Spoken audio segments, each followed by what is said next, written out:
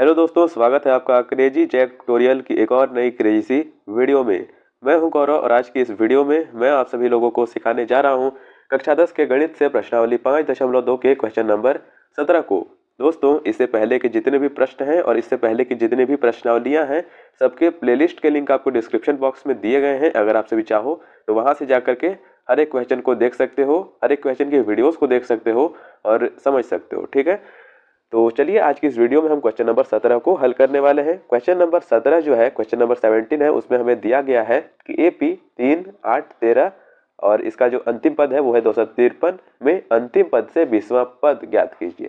यानी कि अंतिम पद है हमारा कितना, 253। तो अब आप लोग सोचोगे कि अंतिम पद से 20वां पद यानी कि इसके आगे के 20 पद, पर ऐसा नहीं है। अंतिम पद से पहले के 20वां पद जो क्या होगा ना, अंतिम पद से पहले 20वां पद क्या होगा, ये हमको ज्ञात करके बताना है। तो दोस्तों, ये चीज ज्ञात करने के लिए सबसे पहले हम लोग AP में जितने भी बेसिक चीजें होती हैं उनको लिख लेंगे। अगर आप सभी ये वाला चैप्टर पहली बार पढ़ रहे हो, मतलब कि डायरेक्टली आपने इसी वाले वीडियो पर क्लिक कर दिया है क्लास 10th को देख करके, तो डोंट वरी, मैं आपको सारी चीजें बेसिक से समझा देता हूँ। देखिए, आप लोग पढ़ रहे हो एक चैप्टर, नाम है उसका समांतर श्रेणियां। ठीक है, इसमें क्या होता है ना कि इस प्रकार के AP दी होती है। AP का मतलब है अर्थमेटिक प्रोग्रेशन, यानी कि समांतर श्रेणी। इसमें जो हमारी संख्याएं होती है ना, वो या तो बढ़ती क्रम में होगी, एक समान अंतर से बढ़ते क्रम में होती है, या फिर घटते क्रम में होती है। समझ गए? और जो कोई भी AP होता है ना, उसका अगर पहला पद होता है, समांतर श्रेणी का पहला जो अंक होता है उसको A से दर्शाया जाता है। समझ रहे हो ना? एंड एक और चीज होती है D। ये मैं आपको जैसे जैसे हम लोग हल करते जाते हैं ना, वैसे मैं आपको समझाता हूं तो बेटर समझ में आएगा। चलिए, सबसे पहले हम लोग क्या करते हैं ना कि AP लिख लेते हैं। कौन सी AP? ये AP नहीं, इसके बाद की AP लिखते हैं। पर वो लिखने के लिए हमारे पास कुछ बेसिक सी चीजें होनी चाहिए। क्या होना चाहिए? पहले हम लोग AP के लिए जगह छोड़ देते हैं। यहाँ पर हल मैंने पहले से लिख रखा है, यहाँ पर हम लोग AP लिखेंगे और इसके बाद जगह हम लोग इसके लिए छोड़ देंगे। ठीक है, अब हम लोग लिखेंगे A यानी कि पहला पद। पहला पद आप लोग सोच रहे होंगे कि AP का पहला पद 3 है, पर ऐसी बात नहीं है। यहाँ पर हमें क्वेश्चन में एक शर्त दी गई है कि 20वां पद ज्ञात करना है अंतिम पद से। तो अंतिम पद को हम लोग A मानेंगे, यानी कि अंतिम पद को पहला वाला पद मानेंगे। तो ये A आ जाएगा हमारा 253। ठीक है, अब दूसरी चीज यानी कि D ज्ञात करने के लिए जो है हम लोगों को एक बहुत ही सिंपल सी तकनीक अपनानी पड़ेगी। क्या है? आप लोग यहाँ पर देखिए, यहाँ 3 है, यहाँ 8 है। 3 से अगर हम लोगों को 8 तक पहुंचना है, हम लोग उसमें कितने अंक जोड़ेंगे? आप लोग कहोगे कि 5 जोड़ेंगे, या फिर 8 में से 3 को घटा करके भी देख सकते हो, तो 5 आएगा। ठीक है ना?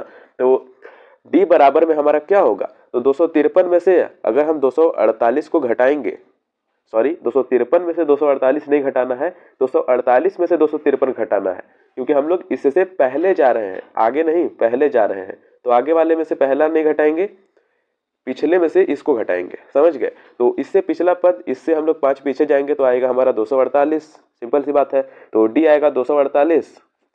आएगा कि नहीं आएगा? बिल्कुल आएगा। अब इसमें से माइनस करना है 253 को, बराबर में आएगा आपको माइनस का 5, क्योंकि माइनस वाली संख्या जो है वो बड़ी है। माइनस का 253 है ना, इसलिए जो संख्या बड़ी होती है उसके साथ जो भी हमारा लगा रहता है साइन, उसको हम लोग लिखते हैं। अब हम लोग AP भी बना सकते हैं। कैसे बना सकते हैं कि 253 है तो पहला पद तो यही आएगा 253। इसके आगे बस इसमें से हमको घटाते जाना है। क्या? माइनस का 5 करते जाना है, माइनस घटाते जाना है, -5 -5। तो अगला पद आएगा हमारा 248। आएगा कि नहीं आएगा? बिल्कुल आएगा। इससे अगला पद आएगा हमारा 243, और ऐसे करते करते ये आगे तक जाएगा। ठीक है, तो अब देखिए हमें दिया गया है कि इससे 20वां पद। ठीक है ना, यहाँ पर डॉट डॉट करना बहुत ही ज्यादा जरूरी है। तो अब देखिए, अब हमें कहा गया है प्रश्न अनुसार, नहीं भी लिखोगे तो चलेगा, नहीं ही लिखते हैं, ज्यादा कॉम्प्लिकेटेड नहीं बनाते हैं इसको, सीधे लिखते हैं कि n जो है, n यानी कि कौन सा पद है ना, हमको ज्ञात करना है। तो n बराबर में हमें 20 ज्ञात करना है, 20वां पद ज्ञात करना है। ठीक है, तो n बराबर में मैंने 20 लिख लिया। अब देखिए, यहाँ पर हम लोग एक बहुत ही छोटा सा एक फॉर्मूला का इस्तेमाल करेंगे। वो फॉर्मूला कौन सा होता है? फॉर्मूला होता है हमारा an का फॉर्मूला होता है। तो देखिए, अब यहाँ पर हम लोग लिखेंगे an का फॉर्मूला अपना। तो an यहाँ पर मैं लिखता हूँ, an बराबर में होता है हमारा a प्लस में n-1 इंटू D। अब आप लोग कहोगे कि ये an का है, a क्या है, n क्या है, D क्या है? तो ए और डी तो मैंने आपको पहले बता दी है। डी का जो शाब्दिक अर्थ होता है, मतलब होता है, वो होता है सार्व अंतर। डी यानी कि सार्व अंतर, ठीक है, दूसरे पद और पहले पद के बीच का अंतर, समझ गए। और एन होता है हमारा अंतिम पद, या फिर कहें वो वाला पद जो हम ज्ञात कर रहे हैं, समझ गए। और ए यानी कि प्रथम पद मैंने बता दिया था, और एन यानी कि कौन सा पद है, वो कौन सा पद है, समझ गए, इस प्रकार से। तो अब देखिए, अब एन कौन सा ज्ञात करना है, ए एन, A20 ज्ञात करना है हम लोगों को, A20, A20 ज्ञात करना है। तो A20 लिख देंगे, जौन सा पद हम लोग ज्ञात करना है एन के जगह पर उसको रखेंगे, ए हमेशा रहेगा, ठीक है। तो A20 मैंने लिख लिया, A20, इसके आगे ए क्या है, तो 253 है, तो 253 मैं यहाँ पर लिख देता हूँ। अब इसके आगे हम लोग लिखेंगे प्लस का निशान। अब एन कौन सा पद ज्ञात कर रहे हैं हम लोग, तो 20वां पद ज्ञात कर रहे हैं। तो 20 फॉर्मूले में हम माइनस का 1 ब्रैकेट लगा देते हैं या फिर गुने का साइन लगा देते हैं। अब यहाँ पर है डी है हमारा माइनस का 5, तो माइनस का 5 यहाँ पर लिख देता हूँ। और इसको आप सभी ब्रैकेट में जरूर से कर लेना, माइनस वाली संख्या को हमेशा ब्रैकेट में किया जाता है। तो अब देखिए, अब आएगा हमारा A20, A20 बराबर में 253, ठीक है, 253 आएगा। इसके आगे प्लस का निशान लगाएंगे। अब देखिए 20 में से 1 गया, 19 बचा, तो 19, और ये -5 है, तो 19 गुने में माइनस का 5, इस प्रकार से हम लोग इसको कर देंगे। तो अब A20 जो है बराबर में आएगा हमारा 253। अब यहाँ पर देखिए प्लस इंटू माइनस, माइनस का निशान आएगा कि नहीं आएगा, बिल्कुल आएगा। और 19 बचे होता है 95, तो ये 95 आएगा। यहाँ पर माइनस हम लोगों ने इसीलिए लगाया क्योंकि यहाँ पर 19 को जब हम लोग -5 से गुना करते हैं तो माइनस आता है, और माइनस प्लस माइनस होता है, तो माइनस का 95। अब 253 में से जब हम लोग 95 को घटाएंगे तो फाइनली जो हमारा आंसर है वो आएगा A20, यानी कि A20, A20 20वां पद वो आएगा हमारा 158, 158, ठीक है। तो ये जो है ये हमारा फाइनली अंतिम लास्ट हमारा आंसर हो जाएगा। एंड एक और छोटी सी चीज आप सब लिख सकते हो, अभी 1 मिनट, अभी रुको थोड़ा सा। एक छोटी सी लाइन हम लोगों को और भी यहाँ पर ऐड करनी है कि अतः क्या पूछा था हम लोगों को कि अंतिम पद से 20वां पद, तो अतः लिखेंगे, अतः अंतिम पद से